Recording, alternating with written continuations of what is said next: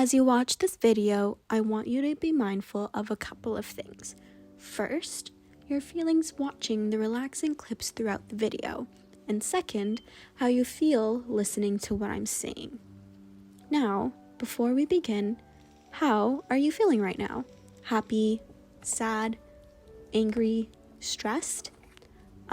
Yes, stressed. What is causing you your stress right now? Is it school? Is it work? Your sense of impending doom? The weather? Everything? That's okay. Just breathe. Be in the moment. Don't let your stressors take over your mind. Inhale slowly with the intent of stress relief, and exhale slowly as you relieve your stress. Let's do a couple more breaths now. Inhale. Exhale. Inhale. Exhale. Last one. Inhale. And exhale. How are you feeling now? Less stressed? That's amazing. I'm so glad you are feeling better. However, I hate to be the bearer of bad news. Your stress, not actually relieved, just postponed. As soon as you get back to school or work, watching the Weather Network, even just thinking, that stress will inevitably come back. Now, I've made peace with that, and it's time you do too. Stress is forever, and relaxation is a myth.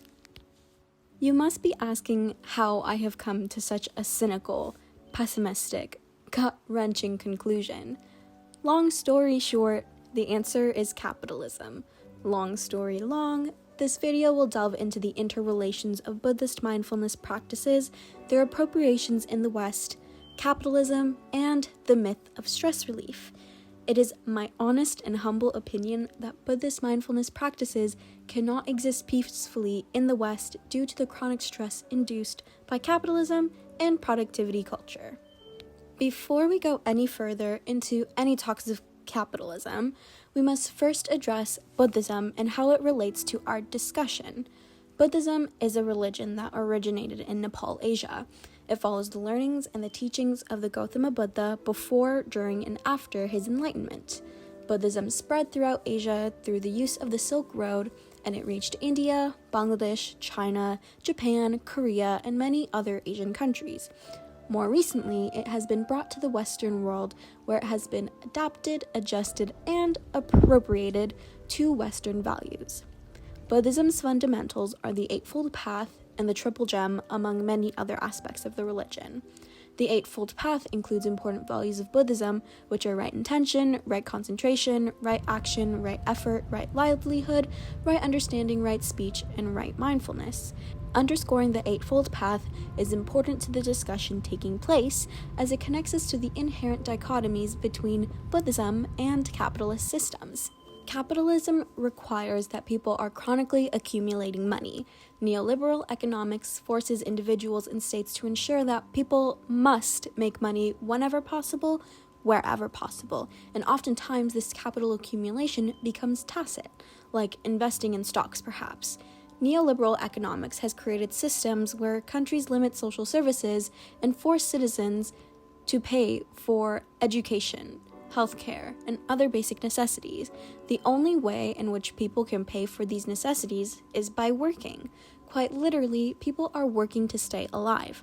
Relaxation cannot happen unless someone is financially stable, but neoliberal economics has made it so that it is almost impossible to be financially stable. If people have no money, have to borrow money to live, then are charged interest to borrow that money, and must pay back all of the money they owe at a later date, how can one be financially stable? The need to accumulate capital has created productivity culture where people are forced to be productive all the time in order to feel as if they are doing something with their lives. Don't even get me started on the social construct that is time. Have you ever heard of the saying, time is money? I'm sure you have. The thing about that is that time is only money because of capitalism and productivity culture. We live in a world where we are paid by the hour and being told to do insane amounts of work within the hour. This system is so stress-inducing and incredibly dehumanizing.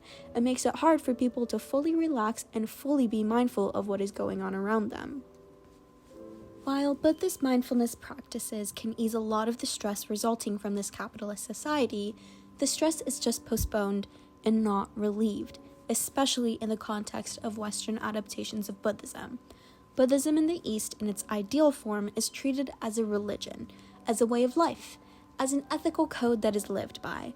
Buddhism in the West, however, is just seen as a philosophy or a couple of meditation practices sprinkled here and there. There's a large disconnect between Eastern Buddhism or theoretical Buddhism and the Western adaptations of Buddhism. The way in which capitalism, an inherently Western, white savior, neoliberal, modernization-based, development-based, greedy, gluttonous, and harmful idea has affected the way people see relaxation and stress relief is negligent. Capitalism has made it so that stress is the constant and stress relief is the temporary solution to that constant, where in reality it should be relief of stress that is the constant.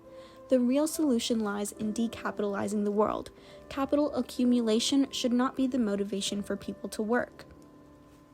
Many people would argue that the solution I proposed is too radical and too leftist to be a real solution. Some would even go as far as to call me a silly little communist. But in a world that is increasingly seeing more and more mental health issues due to capitalist values, decapitalizing the world is the best option. Money and time should not be seen as scarce. They are man-made constructs that were made to perpetuate capital accumulation. How is it possible to be mindful of what is going on around us when we are forced to be productive? How is it possible to be mindful of the actions we take, the products we use, the things we say, when our only job is to make money mindlessly?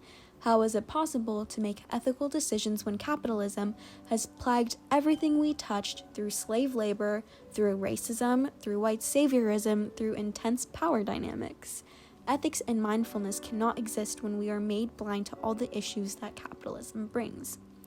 Now, let's trace back to the beginning of the video when I asked you to be mindful of your feelings watching the clips throughout this video and your feelings listening to my distasteful talks of capitalism.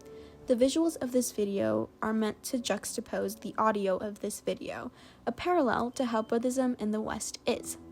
While you are blindly consuming relaxing visuals of life, you are innately stressed knowing that our lives are doomed by capitalism. While you may be practicing mindfulness, meditation, and yoga in your day-to-day, you are still innately stressed because of all the work that capitalism forces you to do. Interesting, right? I realize that a key principle in Buddhist philosophy is that life is suffering, and to be absolved of the suffering that is life, one must attain nirvana. However, it seems as though it is impossible for any person to reach enlightenment when our society prevents us from being mindful under the rule of capitalism. While it is difficult to undergo change in a system that is ruled by the wealthy and powerful, even being cognizant of how horrible capitalism is really important. Humans do not need to be productive at all times of the year, month, week, day, etc. We just need to live a middle path life. Slow down, take a deep breath, accept that in our current reality, stress is permanent and relaxation is temporary, and then defeat capitalism.